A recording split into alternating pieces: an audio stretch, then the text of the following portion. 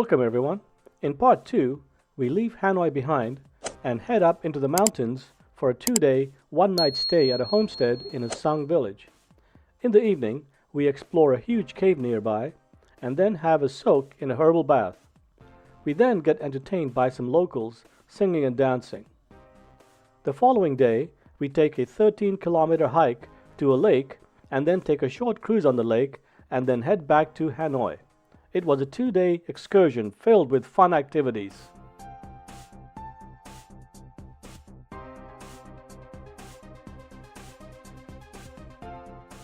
We left early in the morning and drove for a few hours towards the mountains. After a couple of hours of driving, we stopped for coffee and a potty break at a really nice open-air roadside cafe. This is a fig tree, but these figs, though large, are for cooking and not tasty enough for eating. There are several different varieties of fruit trees planted here, including several pomelo trees, some banana and papaya trees.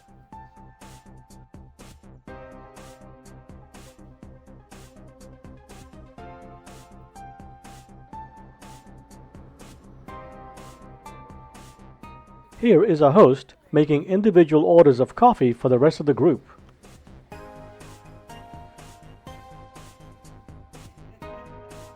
Continuing on our journey, we finally arrived at our destination in the village of Da Bac. Around 70 families live in this village, and the majority are Dazao Tien people.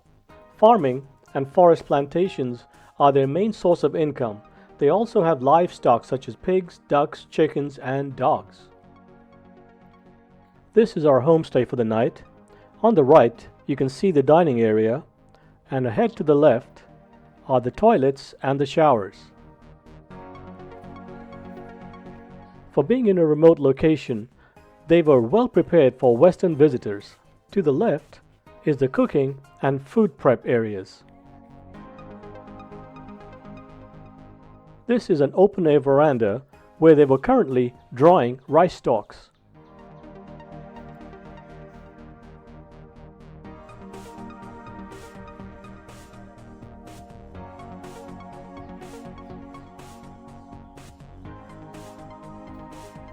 There in the distance, you can see the terraced land where rice is cultivated. After a delicious lunch, here we are talking with some of the other tourists who are completing their overnight stay at this place.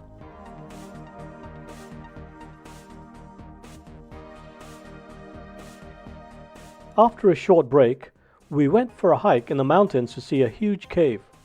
The trek was quite hard and very steep in places. It was tough for people with back and knee problems.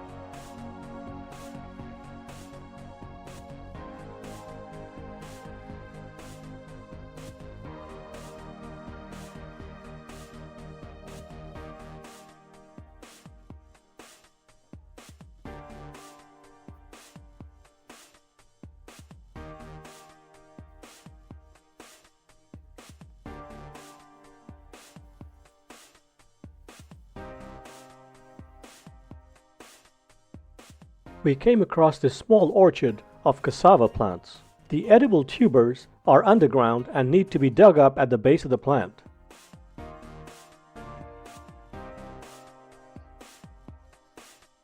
We came across this old farmer who was using his buffalo to move huge logs around.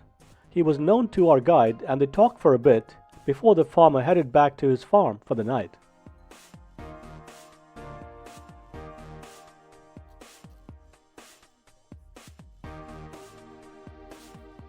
After quite a strenuous trek, we came to some steep stairs leading down to the cave. There were probably about 50 to 60 steep steps leading down. Many steep steps later, we arrive at the mouth of the cave. There is a net over the front to stop birds and bats from flying into the cave.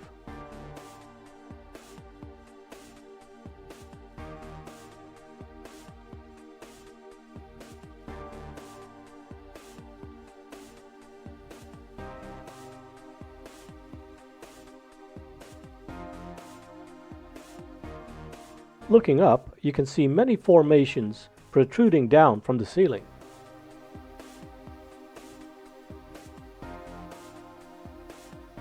There is a small stream running into the cave, and probably an outlet too, but I couldn't see it in the darkness of the cave interior.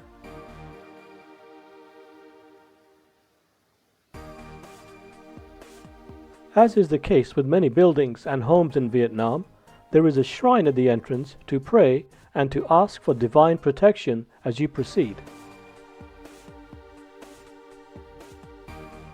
The cave has an opening probably about 100 feet high and goes as deep as 200 feet, with a steep slope downward of the roof towards the rear of the cave.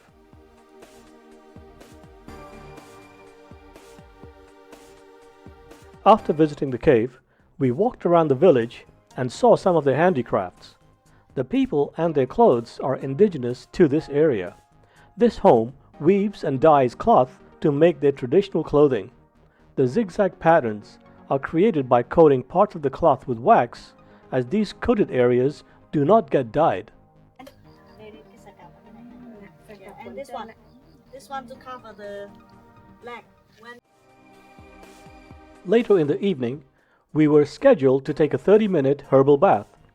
One of the local residents goes into the jungle to pick specific herbs and then spends the day boiling them to extract their essential oils. He then pours 2 bucketfuls of boiling water into a huge tub, and you add cold water till it reaches a comfortable temperature. You then soak in it for 30 minutes and allow the oils to penetrate your body through your skin.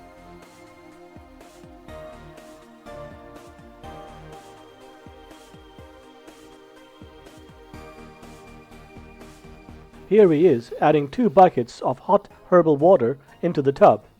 I could already smell the flowery aroma emanating from the tub. I added cold water until the water was a bearable temperature and then immersed myself for a nice long soak. I used a plastic dipper to pour water over my head and shoulders.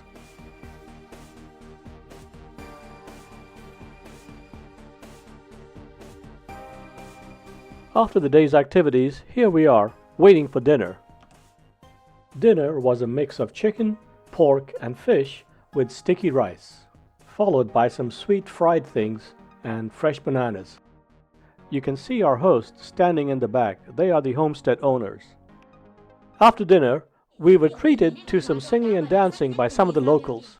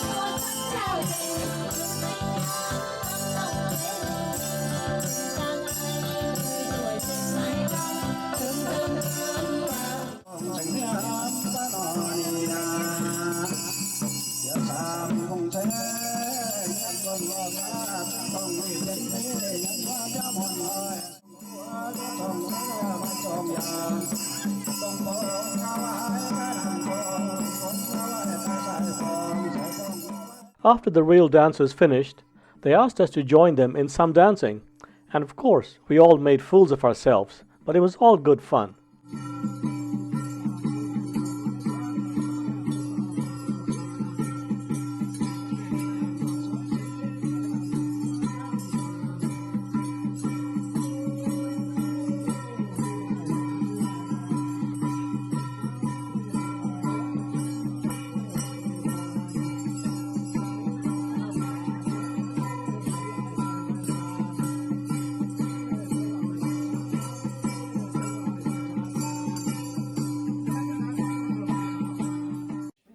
This was our dormitory for the night.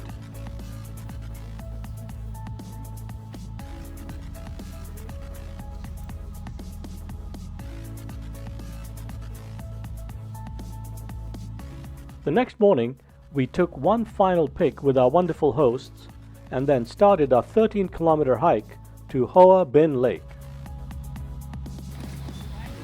But they have got some nice big piers down there. We saw these terraces all over the place. These are used to grow rice. Here you can see rice stalks being dried in the sun.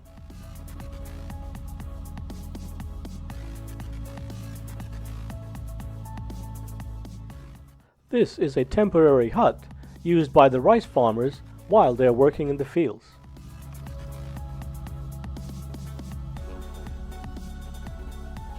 It was a tough hike with many long uphill sections.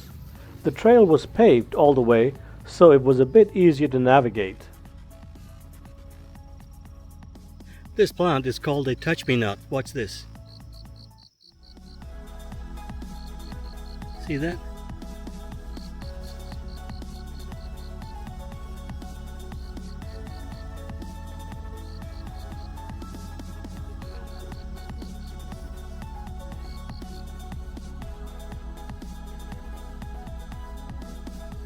Here we are, chewing on some cinnamon leaves, and you could really taste the cinnamon in the juice from the stems.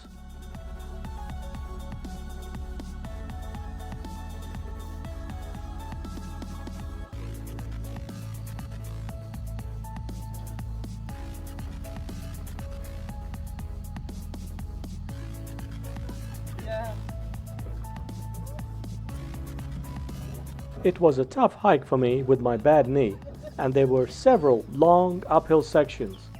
I likened this hike to the Death March of Bhutan.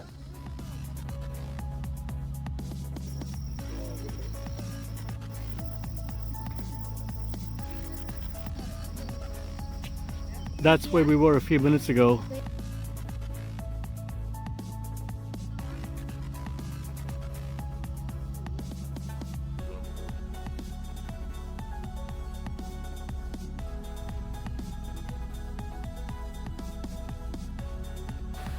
We saw this truck trying to make a tight turn on uneven and slippery road surface.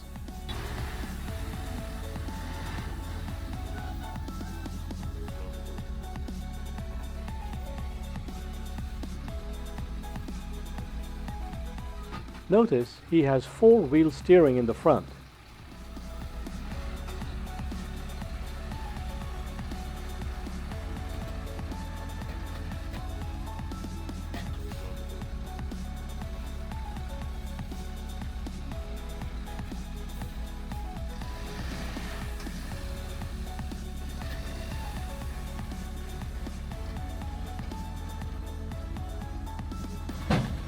That loud bang you heard was his front drive shaft braking. You can see his front wheels are pointing to the right, while his rear front wheels are pointing to the left. Uh-oh, something broke underneath. Some sort of drive shaft broke underneath.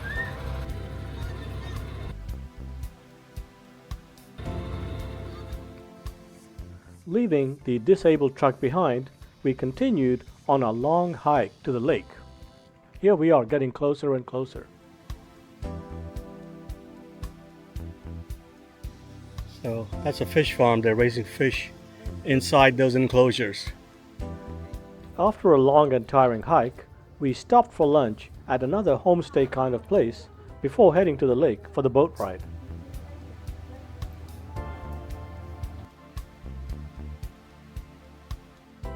Lunch once again was delicious, and you can see our host on the right posing for a pic with us. This screenshot shows our trail map.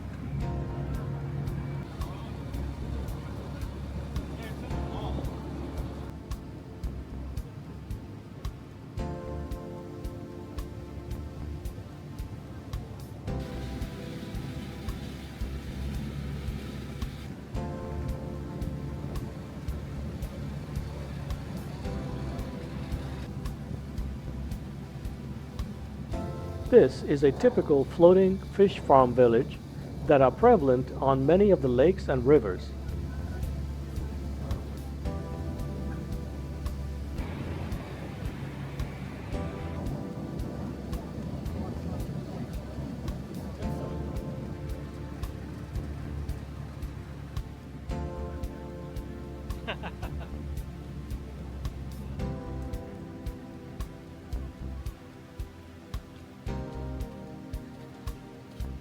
We are now coming to the end of our boat ride. From the shore, we picked up our bus and headed back to Hanoi.